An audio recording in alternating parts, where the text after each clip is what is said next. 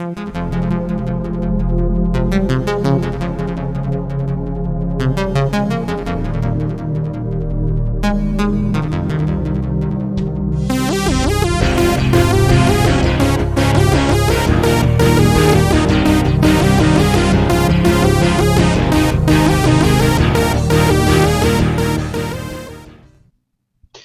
oui, bonjour à toutes et à tous les amis, j'espère que vous allez toutes et tous très très bien, que vous avez passé bien entendu une excellente semaine, ainsi qu'un excellent week-end. Bon, si vous étiez en Normandie, effectivement, entre le vent, la pluie et les orages, bon, la météo n'était pas des plus clémentes. Si vous tombez en vacances, effectivement, ça peut refroidir. Mais bon, toujours est-il que je suis heureux de vous retrouver pour ce nouveau chapitre de souvenir d'une autre et belle époque. Merci aux nouveaux abonnés qui nous ont rejoints et merci aux abonnés qui suivent avec intérêt cette rubrique. Alors, la semaine dernière, on avait terminé avec l'année 1974. Eh bien, on va commencer tout naturellement par 1975. Bonjour 1975.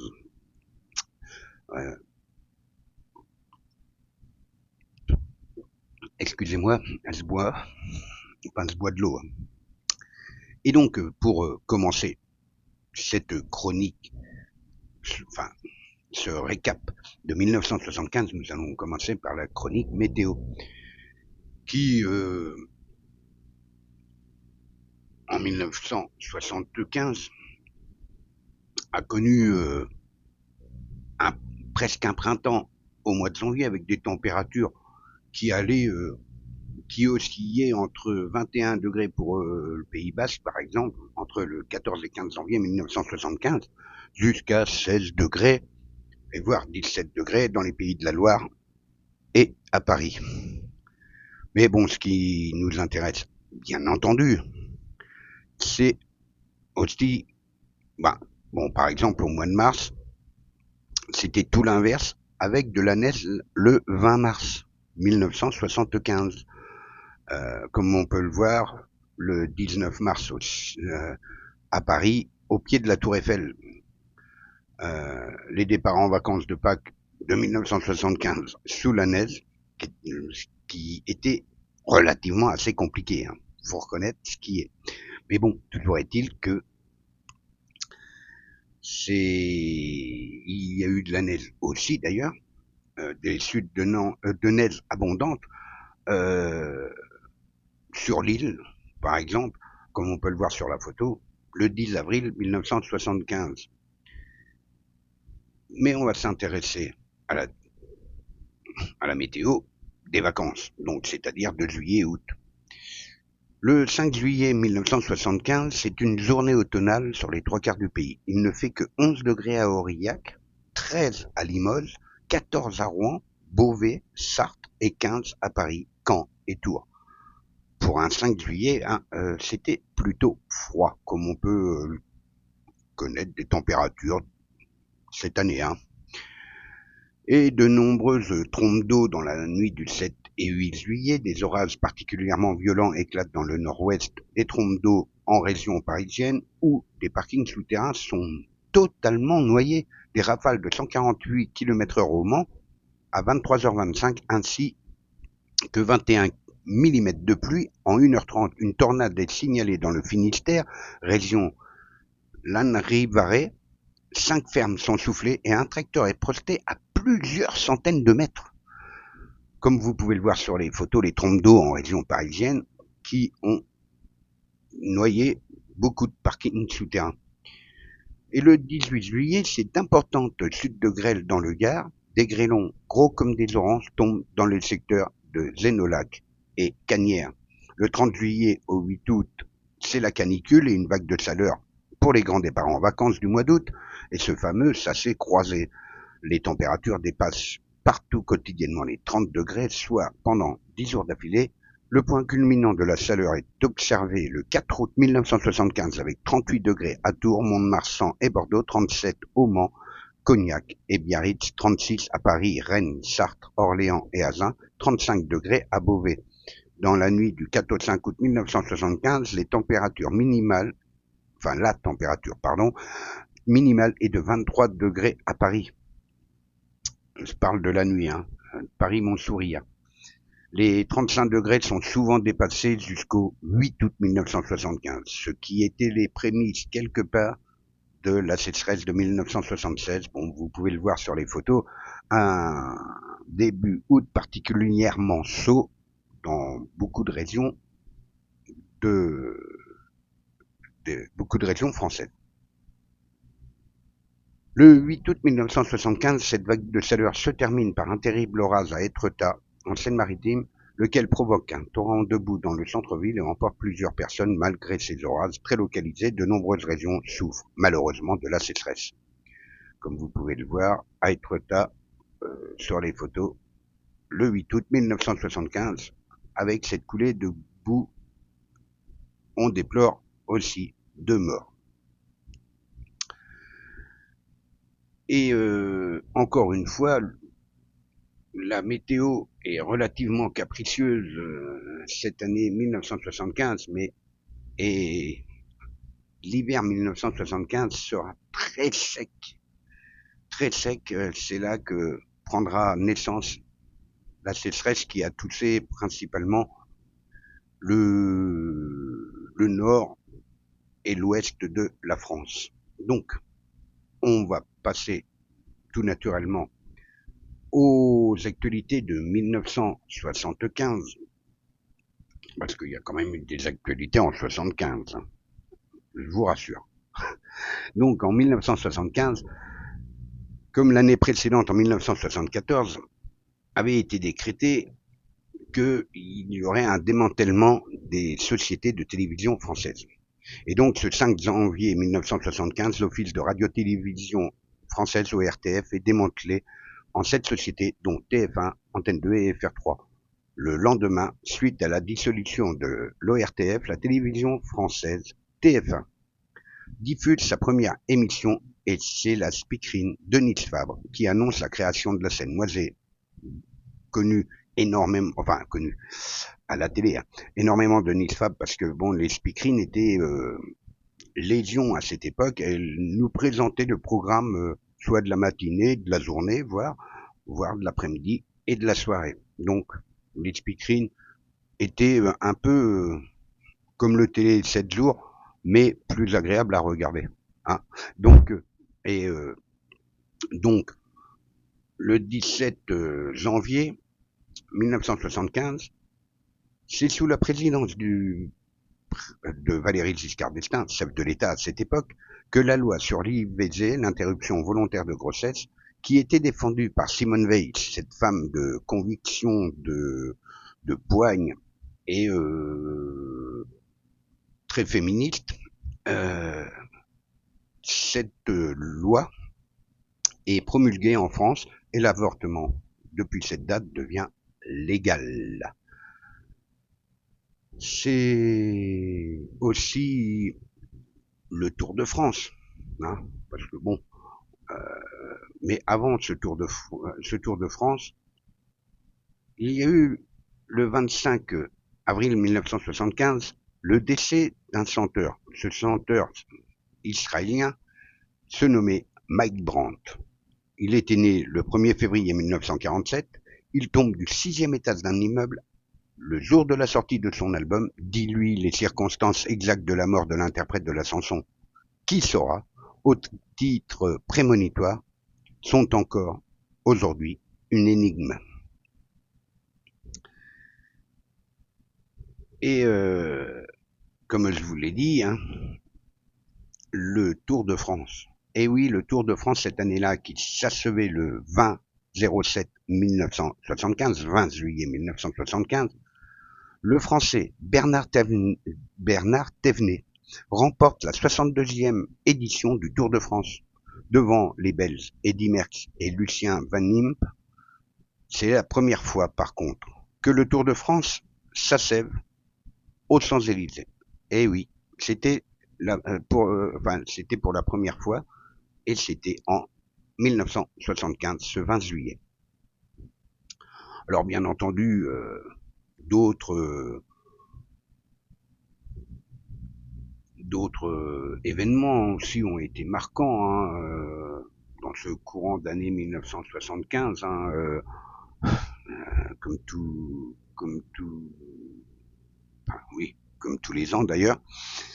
Par exemple, le 20 mai, c'est le procès de la bande Abadère en RFA. Le 21 juin, c'est la sortie du film, par exemple, Les Dents de la Mer. Non, pas de la mer, celle qui est mariée avec le père. Non, de la mer avec les vagues. Oui, hein, vous voyez, hein, oui, c'est vague. Oui, bon, c'est vrai, bon, mais bon, Les Dents de la Mer. En septembre, c'est le début de la guerre du Liban en 1975, et le 20 novembre, c'est mort de Franco en Espagne. Et oui, c'est des faits marquants quand même de 1975. Mais passons, après l'actualité, on passe à quoi? Au hit parade. Et le hit parade, cette année-là, enfin cet été-là, le premier du hit parade n'était autre que Zodassin. Zodassin, eh oui, encore lui. Ah bah, il a marqué ces années-là. Et avec ce fameux titre, L'été indien. Tout le monde qui était, on va dire, plus ou moins jeune, qu'il soit adolescent ou même moi qui étais enfant, je me rappelle de L'été indien. Mais la deuxième position était tenue, elle, par le groupe Il était une fois, avec la fabuleuse et splendide Zoël, avec le titre J'ai encore rêvé d'elle. Mais en troisième position, et bon, on arrêtera là pour ce hit parade, c'était Annie Cordy. Annie Cordy avec La Bonne du Curé. Je voudrais bien, mais je peux point. Et voilà, c'est les trois premiers. Zodassin avec L'été indien. On ira où tu voudras, quand tu voudras. Enfin, je sais pas s'il y a été. Mais bon, toujours est-il que, voilà. Adieu 1975, bonjour 1976 avec, bien entendu, on commence avec quoi? Vous le savez, avec la chronique météo de 1976. Et moi, je me rappelle de 1976 pour sa sécheresse qui avait touché l'ouest de la France. Bon, moi, j'étais en Normandie, en Suisse normande, et j'ai connu cette sécheresse. Je me rappelle même que c'est l'armée qui ramenait du maïs en silage à beaucoup d'éleveurs qui n'avaient plus de fourrage à donner à leurs septelles.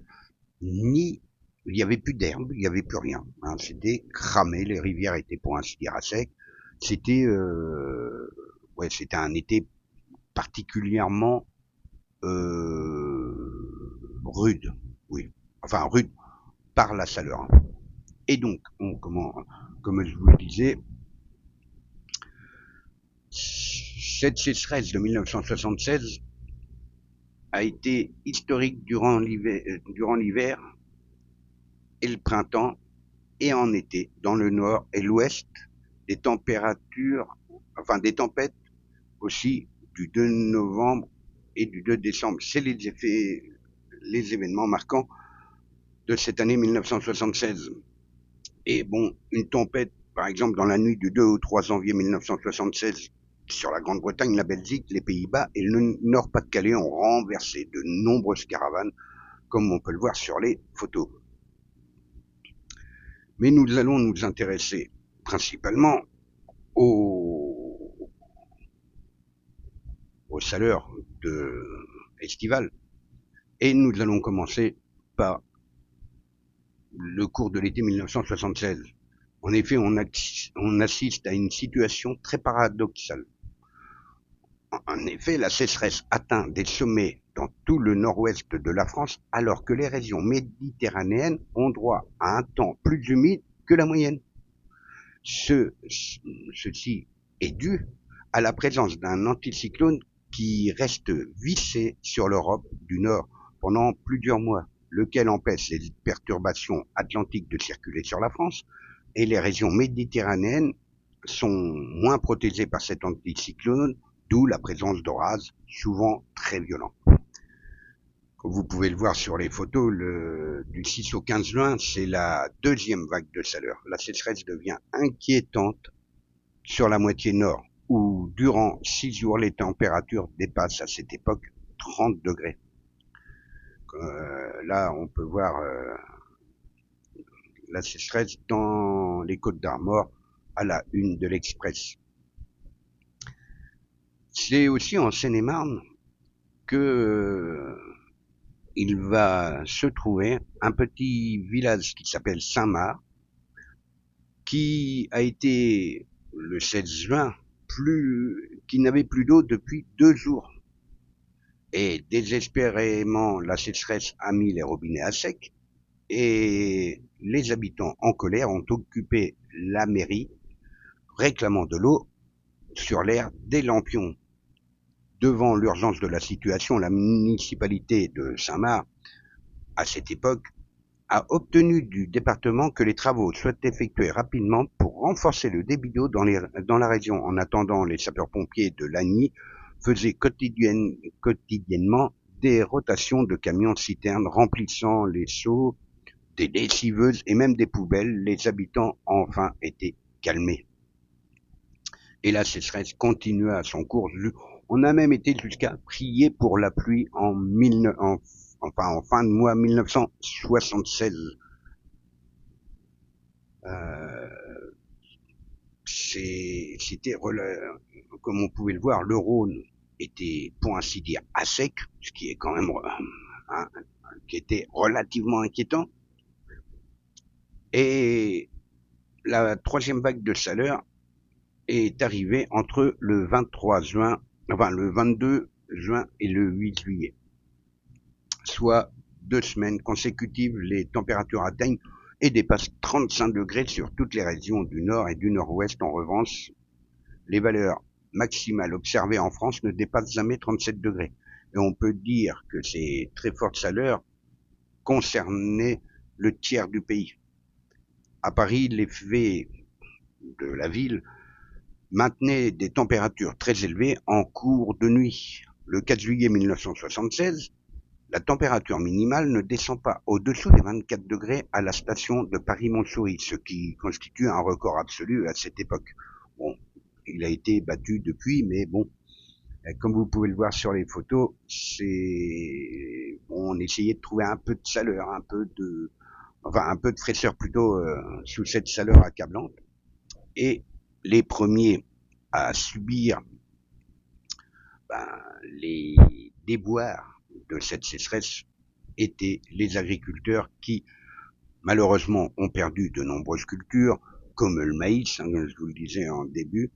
Les maïs étaient secs et même ceux qui arrivaient à avoir un petit peu de fraîcheur ne dépassaient pas 20-25 cm et encore, et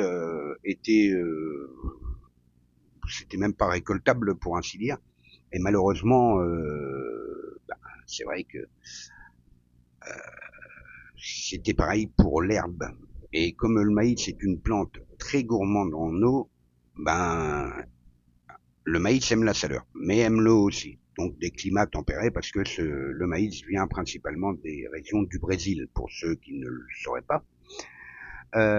Et donc, c'est vrai que c'est un climat qui est beaucoup plus, on va dire, adéquat à cette culture.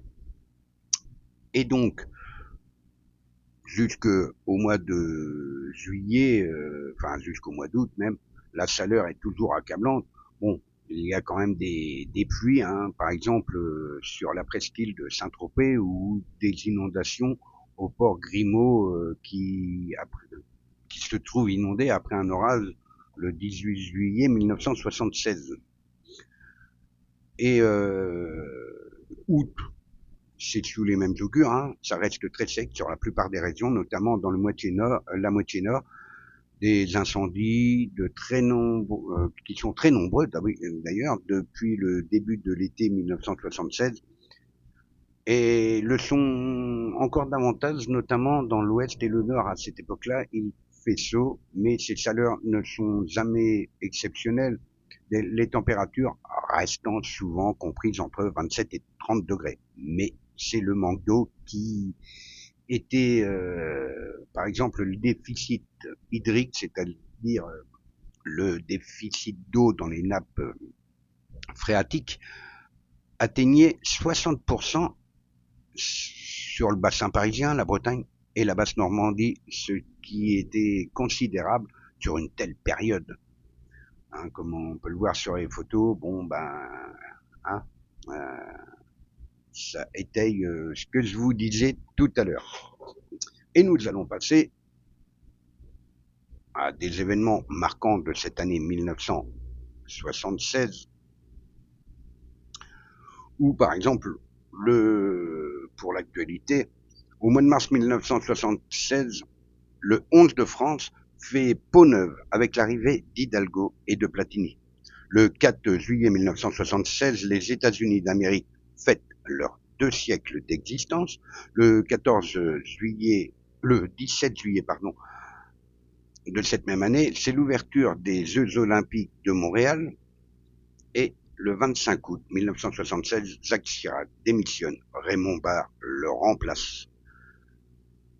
Et il y eut aussi d'autres faits marquants, comme par exemple le 4 février 1976, l'ouverture des Jeux Olympiques d'hiver à Innsbruck, en Autriche, du 4 au 15 février 1976.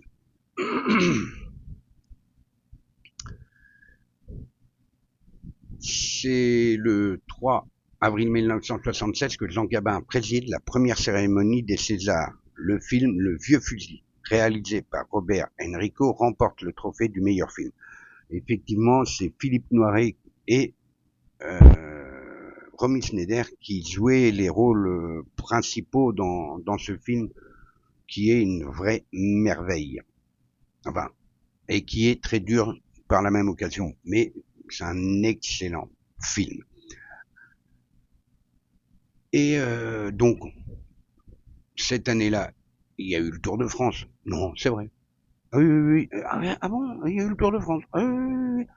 Mais ce Tour de France s'est achevé le 18 juillet 1976. Le Belge Lucien Van Impe remporte la 63e édition du Tour de France devant le Néerlandais Joop Zoetemelk et le Français Raymond Poulidor, qui participe à son dernier Tour. Le Belge Freddy Martens gagne le maillot vert avec 8 victoires d'étape. Eh oui, comme quoi. Hein, mais bon, à cette époque-là, c'était, on pouvait dire, des sportifs. Parce que bon, maintenant, c'est plus des vélos, c'est des fusées.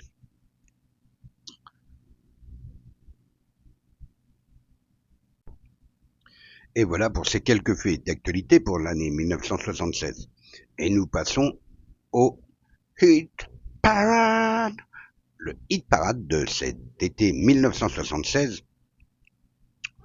Le premier n'était pas français. Moi, je vous parle des chanteurs français qui ont marqué cet été 1976. Et c'est Johnny Hallyday avec son titre Derrière l'amour, qui était, on va dire, premier au hit parade français. Derrière l'amour, il y a tin, tin, tin, tin, toute une scène de pourquoi. Enfin bon. Et le deuxième était Michel Sardou avec ce titre Je vais t'aimer comme personne n'a osé t'aimer. Je vais t'aimer plus loin que tes rêves ont imaginé. Je vais t'aimer, je vais t'aimer.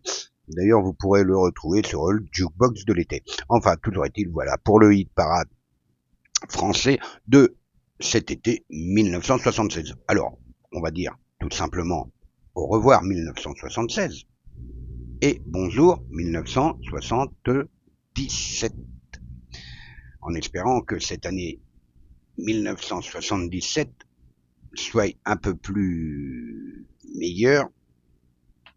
Je parle pour la météo, bien entendu. Et donc, l'année 77 a connu, hein, encore une fois, de fortes chutes de neige sur la région parisienne, 3 à 5 cm dans la nuit du 3 janvier 1977. De nombreuses... par exemple, le 8-10 avril, la neige a fréquemment...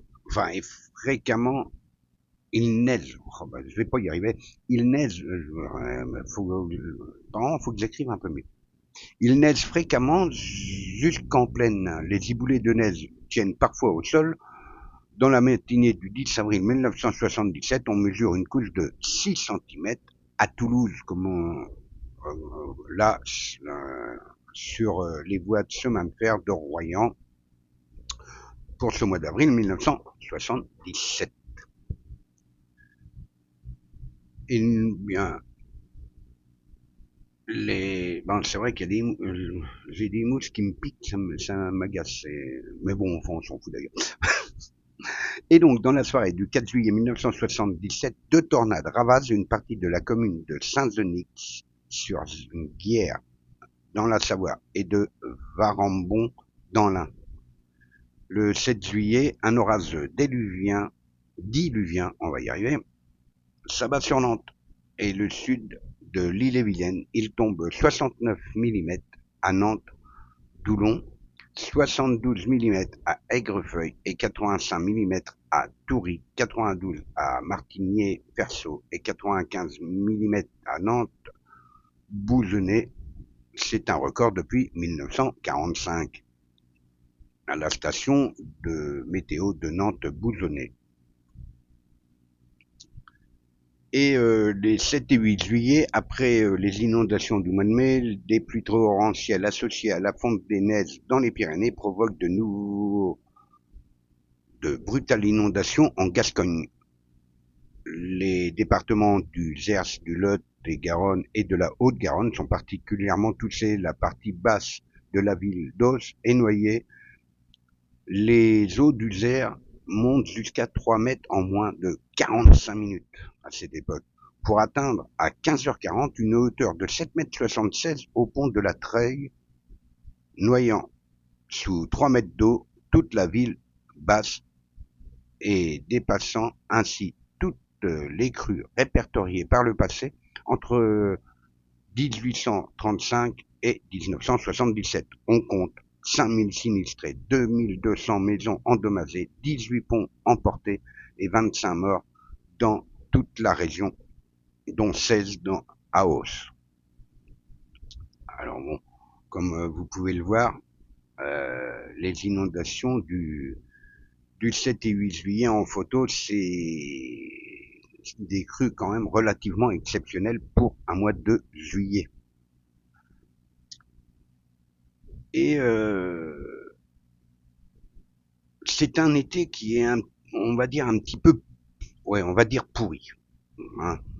Enfin, très mauvais, bon, et voire pourri, hein, bon, employant un terme qui, même les routes de vacances du sud-est de la France sont détrempées. Des manifestations écolo sous la pluie battante à Strasbourg, comme vous pouvez le voir aussi sur les photos. Et nous allons passer, bien entendu, à certains faits marquants de l'actualité de 1977, comme par exemple le 2 février 1977, l'ouverture du centre Georges Pompidou. Le 25 mars 1977, Jacques Chirac est élu maire de Paris en plein cœur des années disco. Bonnet M et Claude François font un tabac, mais ça on en reparlera dans le hit parade qui va suivre. Eh oui.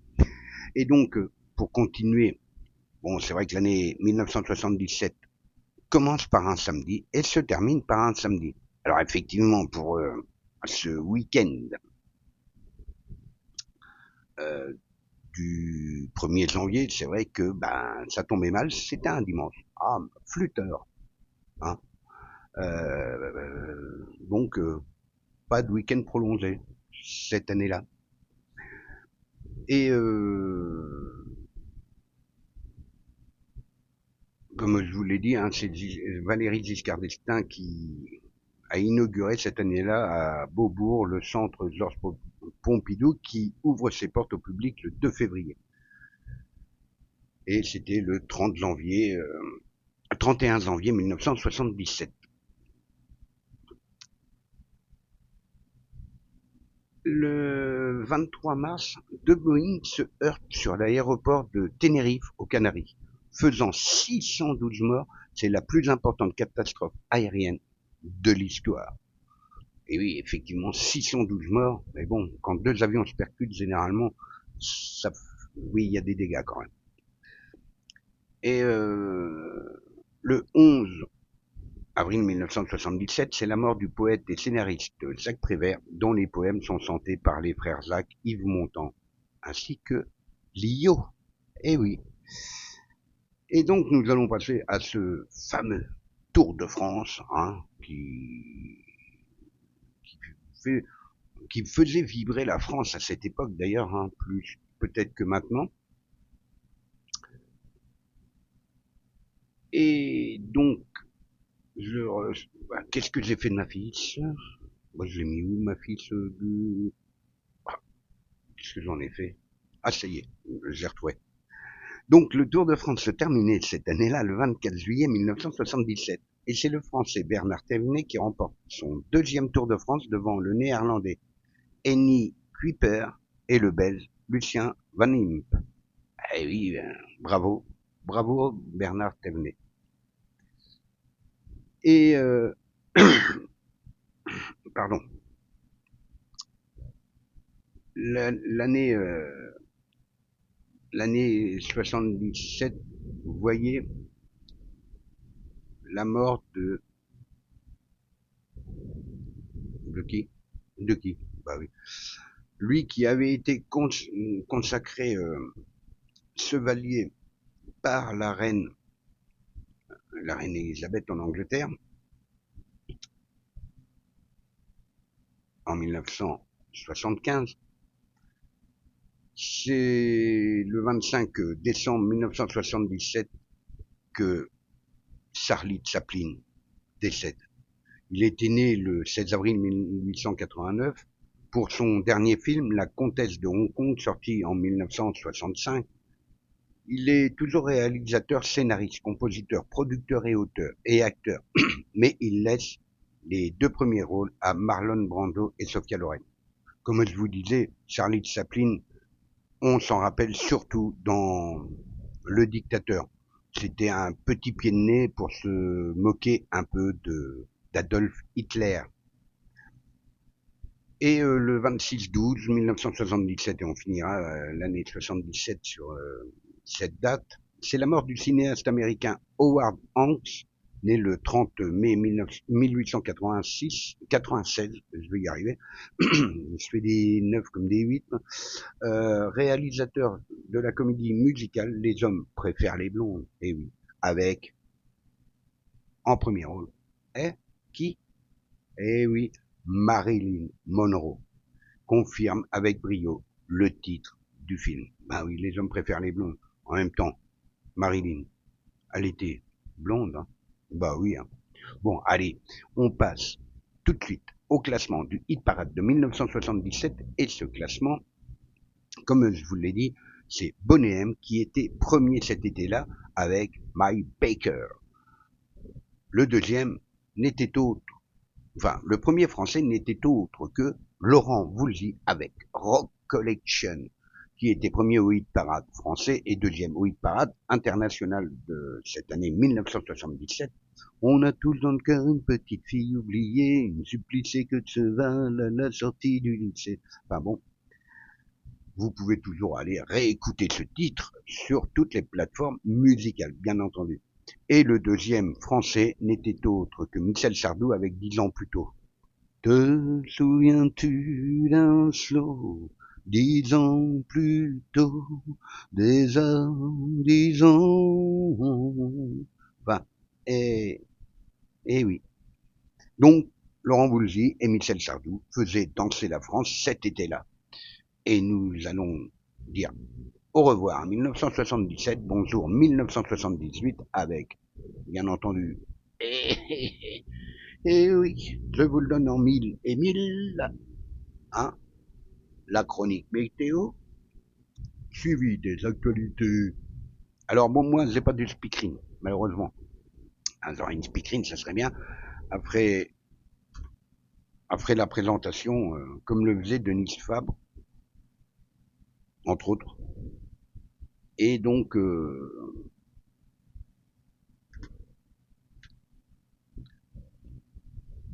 la chronique météo de 1978.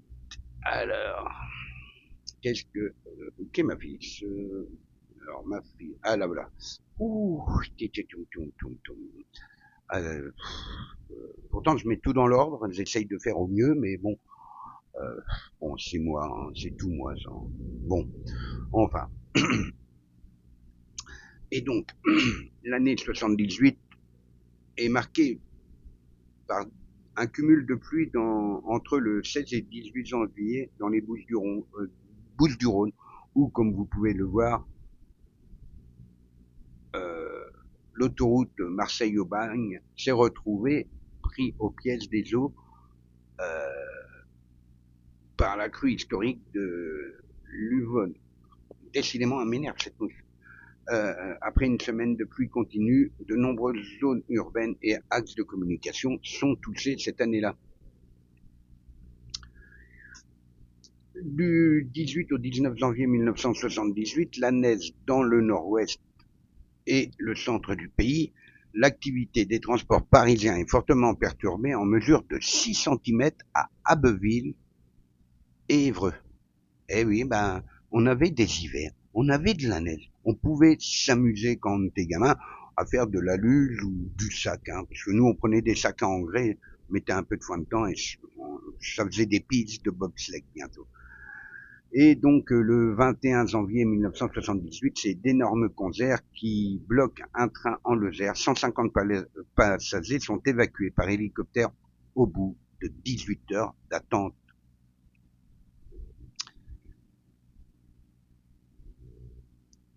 Du 8 au 21 février 1978, une vague de froid accompagnée de très fréquentes chutes de neige concerne notamment la moitié nord. Le dimanche 12 février 1978 et dans la nuit du 12 au 13 février 1978, il tombe 18 cm de neige à Chartres et au sud des Yvelines, 15 cm à Saint-Dizier dans la Marne, 13 cm à Montélimar, 10 à 15 cm à Paris.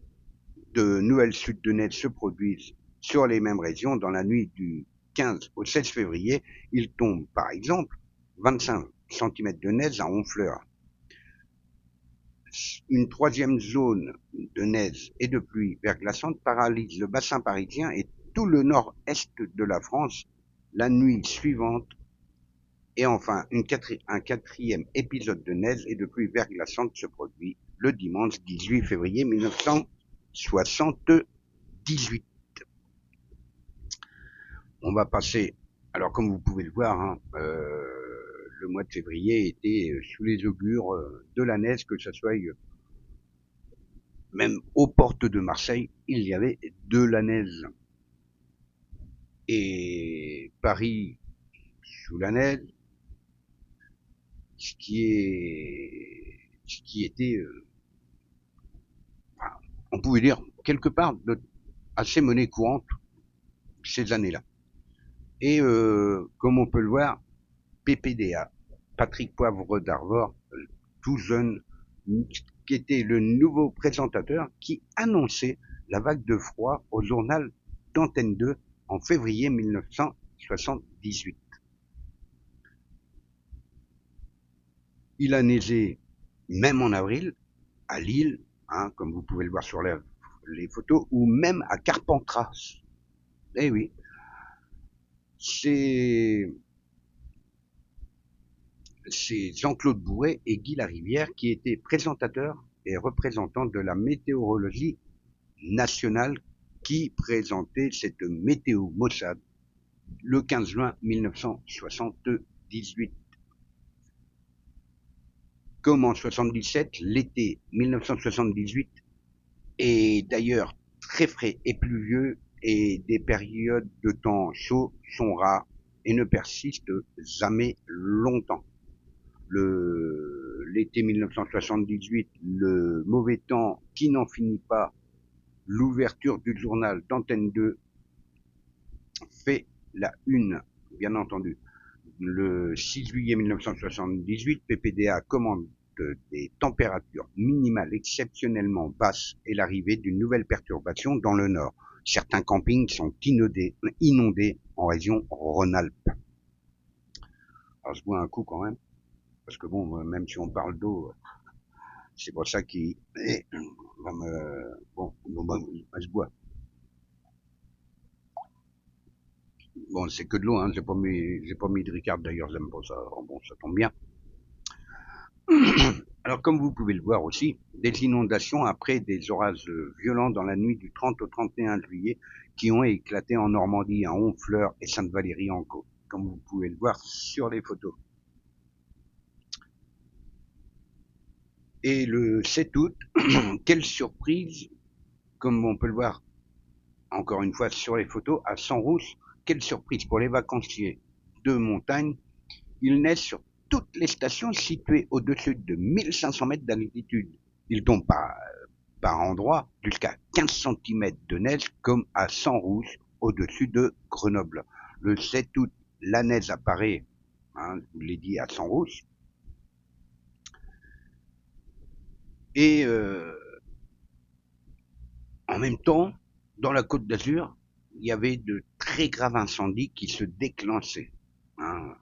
Mais c'est vrai que c'est un petit peu, on connaît ça depuis de nombreuses années. Alors suite des fois à un mégot ou un tesson de verre qui traînait ou à un barbecue ou enfin des incendies accidentels ou alors criminels, comme on a pu le voir certaines années. Et donc, on passe à l'actualité avec les faits marquants de cette année 1978. Vu qu'on est en 78, on continue. Oui. Et donc, au mois de mars 1978, la Moco Cadiz. Alors ça, je m'en rappelle parce que ça m'avait marqué, vraiment marqué, parce que j'avais 10 ans et franchement, on voyait ça aux infos. C'était c'était même dramatique. En effet, la Moco Cadiz, ce pétrolier qui s'échoua sur les côtes bretonnes et qui a souillé les côtes bretonnes de tout ce pétrole brut qui a pris au piège de nombreuses espèces marines ainsi que animales et qui a rendu les plages pour impraticables, même avec le travail de nombreux bénévoles et services d'État. C'était quand même une marée noire, une vraie marée noire. Et donc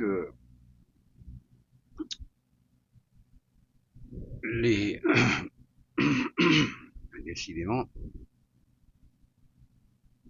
je vais y arriver.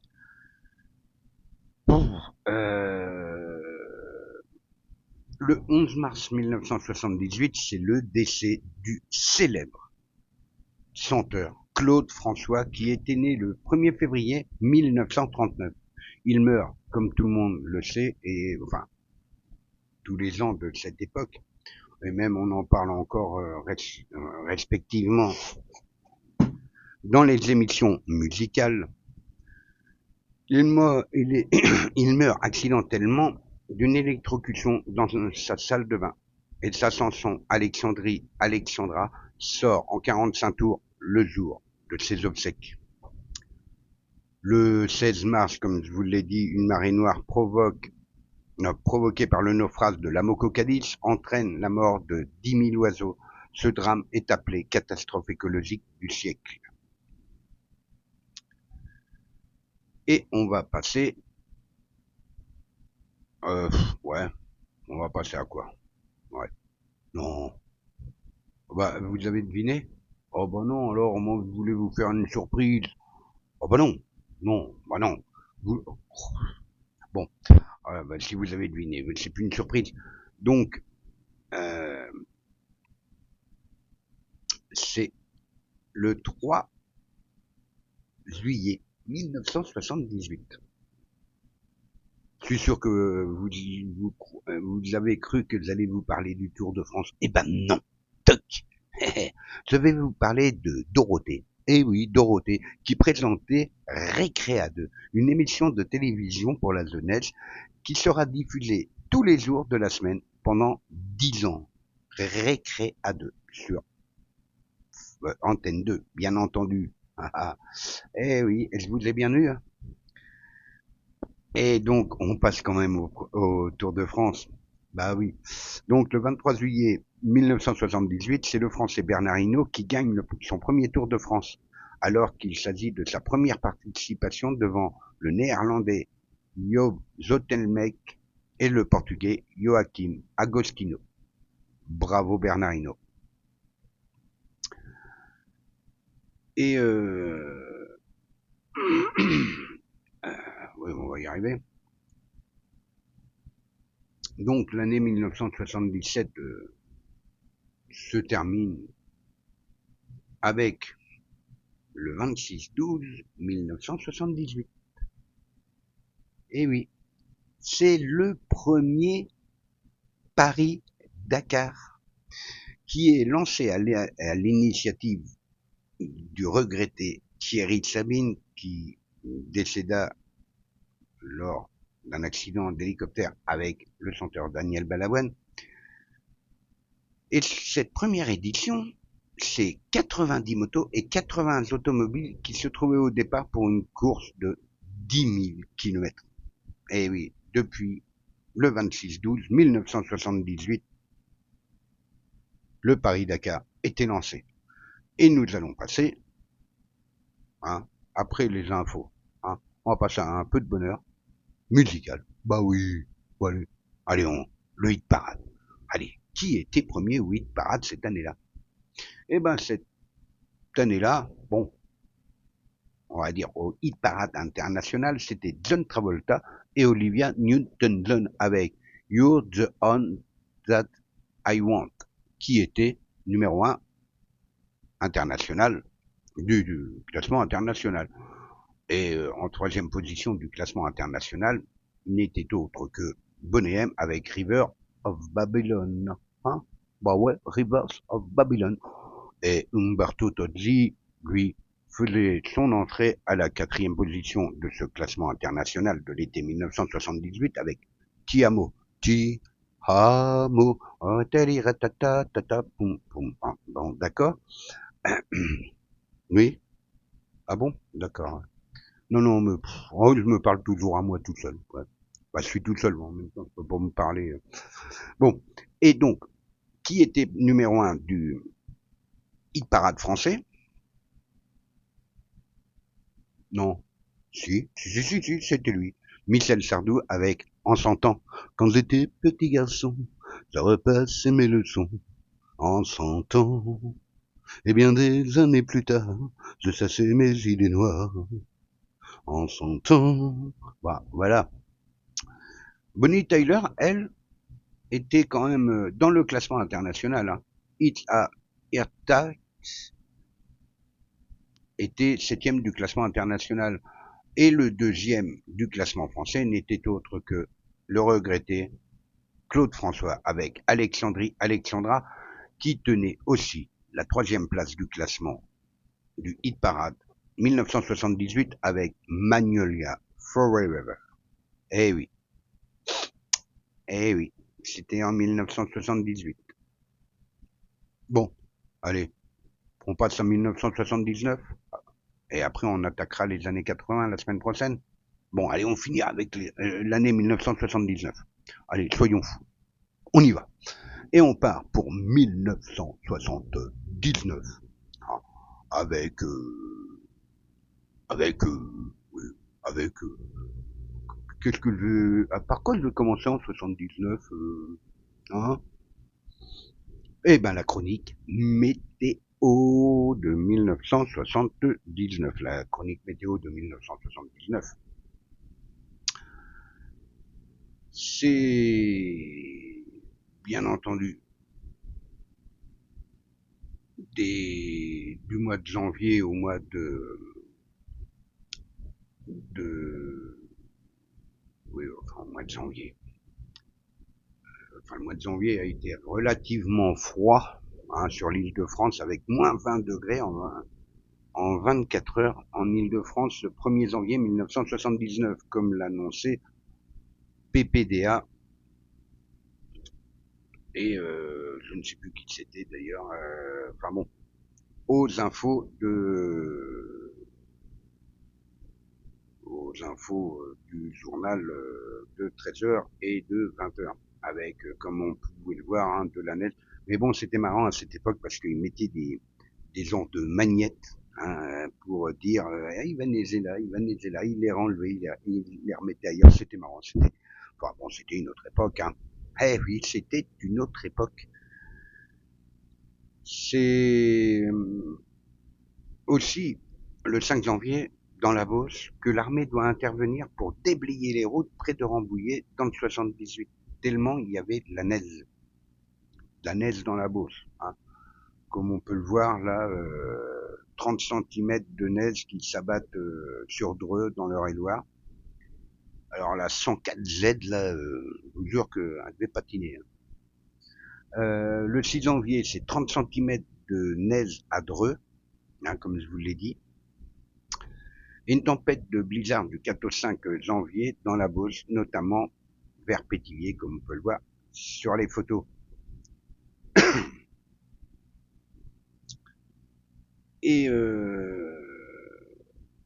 voilà, c'est beaucoup, bon, comme Saint-Malo, aussi, qui était sous la neige. Hein. Ouais, ce début d'année était vraiment sous le thème du froid polaire, du froid glacial. Et il faudra attendre le mois de mars pour voir ce froid un petit peu adouci, mais qui va perturber énormément le climat avec quelques orages et une douceur assez marquée dans le sud-ouest. Le 29 mars, une tempête d'équinoxe provoque de gros dégâts sur les côtes de Bretagne, notamment à Saint-Malo, où les remparts cèdent à plusieurs endroits et l'eau envahit une partie de la ville. Certains quartiers de Saint-Malo envahis par la mer, à la conjonction de fortes marées et d'une tempête d'équinoxe, comme on peut là vous pouvez voir sur les photos, effectivement. Bon, avant mars c'est beaucoup moins bien, forcément. Hein. Bon,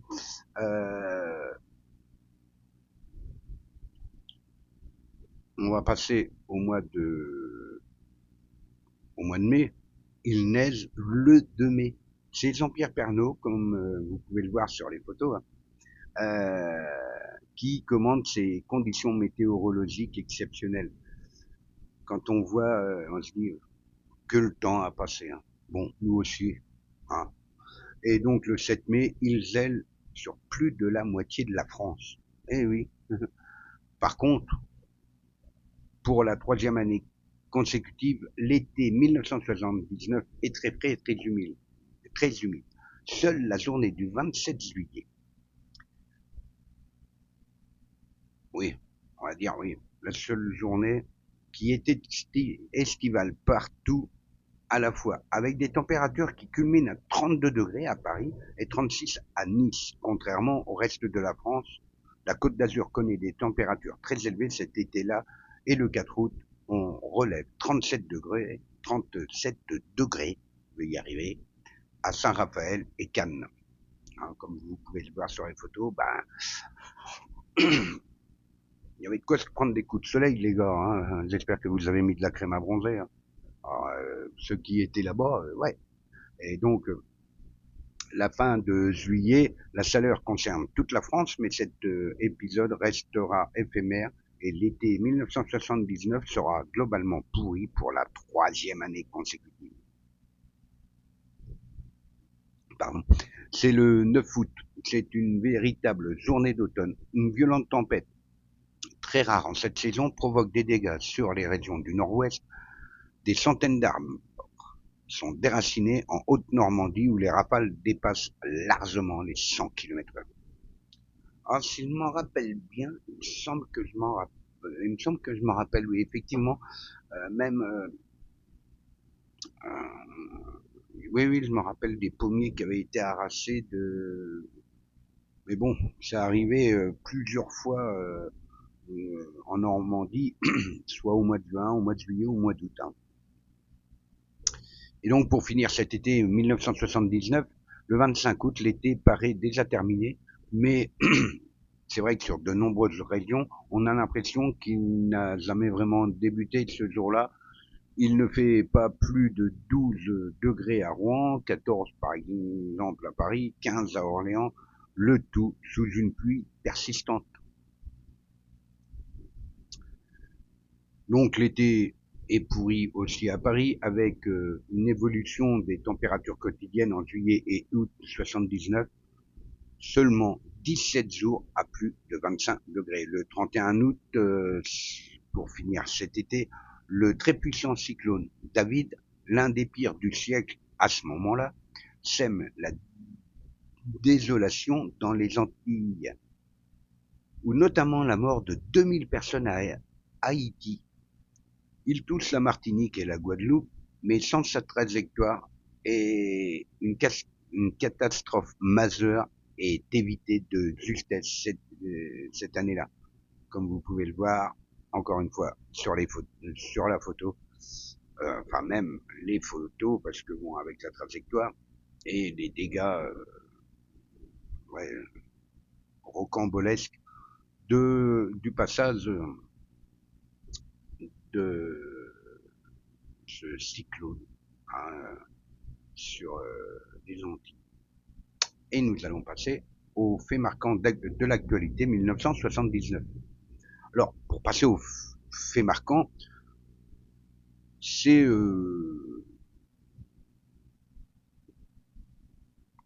oui. Je vais pas y arriver. Hein. Donc, l'actualité. Ah bah, décidément, je vais y arriver. De le sens, je vais y arriver. Comment, je sais pas, mais je vais y arriver. Et donc, voilà,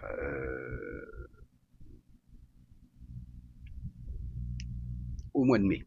Ouais, le mois de mai, le 4 mai 1979, Margaret Thatcher, qui a été l'héroïne d'une des chansons de Renaud. Mais bon, pas façon de parler. Margaret Thatcher est la première femme à devenir Premier ministre en Grande-Bretagne. Et elle a tenu la Grande-Bretagne d'une main de fer. Hein. Oui, hein, Madame Thatcher. Paix à son âme, mais bon, voilà. Elle se laissait pas faire, on va dire. Hein. Fallait pas lui monter sur les pieds. Hein. Oui, pareil. Oui. Et le 16 juillet 1979, déjà vice-président depuis 1968, le fameux Saddam Hussein, est autoproclamé président de la République d'Irak et le président du conseil de commandement de la Révolution. Il conservera ces deux postes jusqu'en 2003. Bien entendu, le Tour de France. Bah oui, le Tour de France quand même, non, on va pas oublier le Tour de France. Alors, le Tour de France qui se terminait le 22 juillet 1979, c'est encore le Français Bernard Hinault qui remporte le Tour de France pour la deuxième année consécutive, avec 7 victoires d'étape, un maillot jaune et un maillot vert, 13 minutes d'avance sur le néerlandais Joop Zoetemelk et 26 minutes devant le portugais Joaquim Agostinho.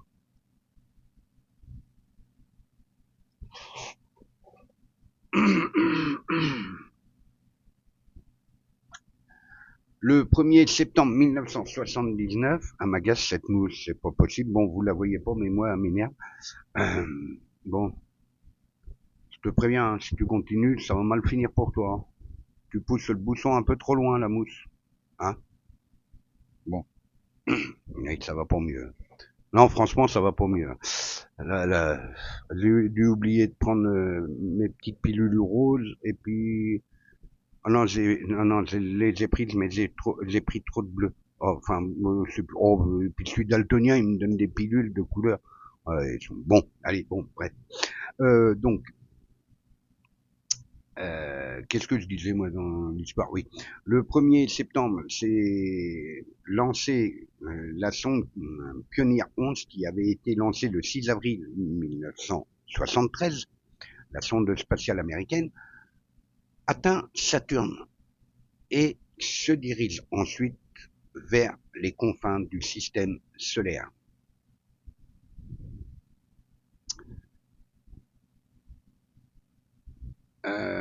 Et donc, le 24-12, la fusée européenne Ariane 1, pour 2-1, effectue son premier vol depuis la station de Kourou en Guyane. Et donc, on va passer au hit parade 1979 pour mettre un petit peu de musique sur sur tout ça quand même. Oui. Allez, soyons fous.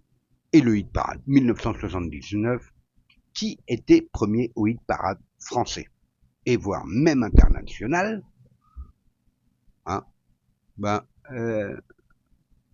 Si je vous dis Born to be alive, non? Si, vous l'avez reconnu. Patrick Hernandez avec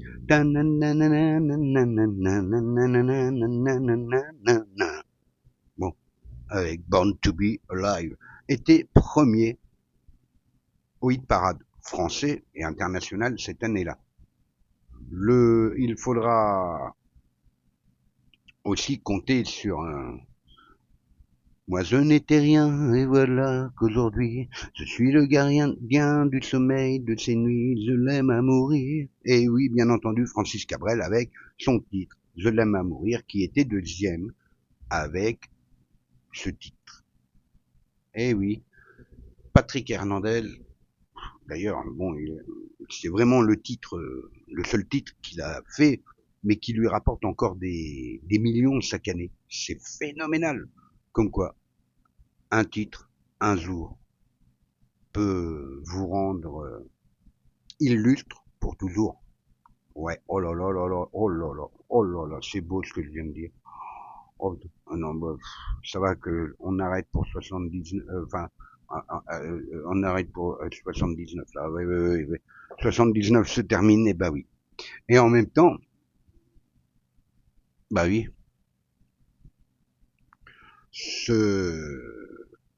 cet épisode de notre série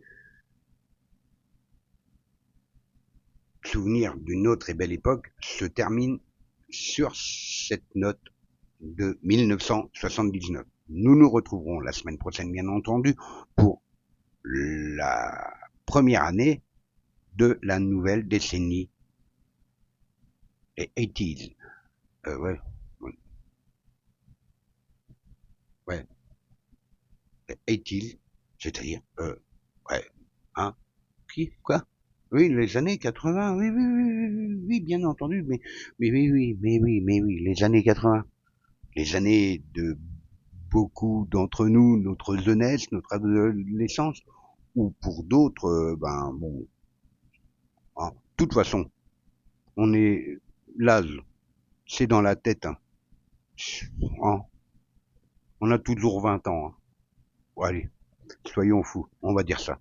Allez, sur ce, je vous laisse, je vous souhaite une excellente semaine, et n'oubliez pas, le jukebox de l'été, chaque jour du lundi au vendredi, jusqu'à la fin de l'été, c'est-à-dire jusqu'au 21 septembre, mi-septembre, quoi. Voilà. Alors, n'hésitez pas, hein, à les visionner, ça nous fera plaisir. Et je vous souhaite encore une fois à toutes et à tous une excellente semaine. N'hésitez pas à vous abonner, à cliquer sur la petite cloche de notification, le petit pouce bleu et vos commentaires pour vos souvenirs.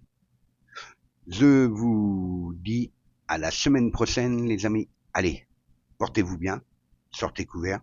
Ciao, ciao, bye bye.